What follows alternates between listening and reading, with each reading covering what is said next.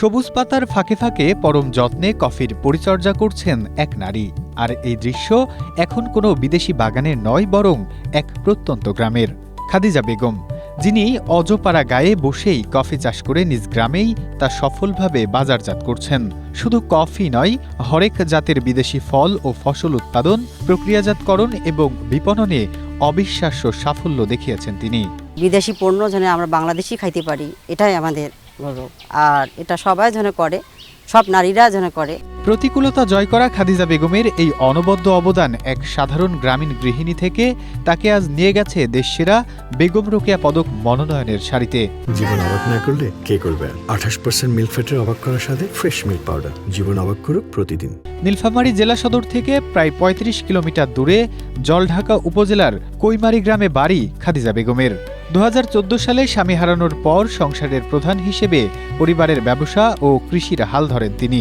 পরে ছেলের পরামর্শে ২০১৮ সালে বাড়ির পেছনে গড়ে তোলেন স্বপ্নের বাগান।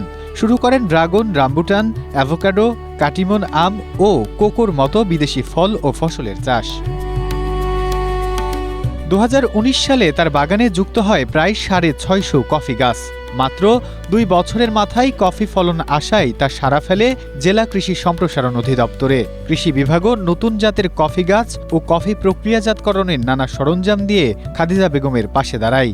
এসব বিদেশি ফল ও চারা অনলাইন ও অফলাইনে বিক্রি করে এখন খাদিজার বার্ষিক আয়ও বেশ ভালো। প্রথমে ৬৮০ টাকা আছে, পাইছি 10 কেজি কফি পাইছি। তারপরে তো আমাকে এই কফি দেখার পরে আমার উপজেলা থেকে নীলফামারী কৃষি অধিদপ্তর থেকে আমাকে তখন কফির চারা দেওয়া হয়, রোবাস্টার। খাদিজা বেগমের এই সাফল্যের পেছনে বড় শক্তি হিসেবে কাজ করেছে তার ছোট ছেলের অনুপ্রেরণা ও সহযোগিতা। প্রতিটি পদক্ষেপে মায়ের পাশে থেকে সাহস জুগিয়েছেন তিনি। অনেকেই মনে করছেন যে এটা বৃথা যাবে, এইসব ফলমূল অনেক দীর্ঘ সময় 3 বছর 4 বছর 5 বছর পর একটা বাগানে যখন গাছে ফল আসে, এটা আমাদের অনেক ধৈর্যের ব্যাপার ছিল। কফি ও নানা জাতের বিদেশি ফলের সফল চাষে স্বীকৃতিস্বরূপ ২০২২ সালে জেলা পর্যায়ে জয়িতা পুরস্কার পান খাদিজা বেগম। একই বছর সফল মৎস্য চাষী হিসেবে পান জাতীয় পুরস্কার। এছাড়া তিনি পেয়েছেন নিরাপদ খাদ্য উৎপাদকের সনদও। জেলা প্রশাসন জানাচ্ছে, আগামীতে বেগম রোকেয়া পদকের জন্য খাদিজা বেগমের নাম মনোনয়নে পাঠিয়েছেন তারা। আমরা ওনার সাথে আছি, ওনার যে কোনো প্রয়োজন হলে, যে কোনো সহযোগিতা হলে আমরা সার্বিকভাবে সহযোগিতা করব।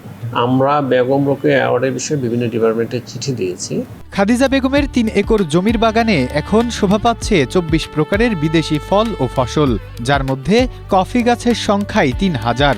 সরকারি পৃষ্ঠপোষকতা পেলে এই ধারা দেশের কৃষি অর্থনীতিতে নতুন মাত্রা যোগ করবে বলে প্রত্যাশা সংশ্লিষ্টদের। Desk report, Asia post.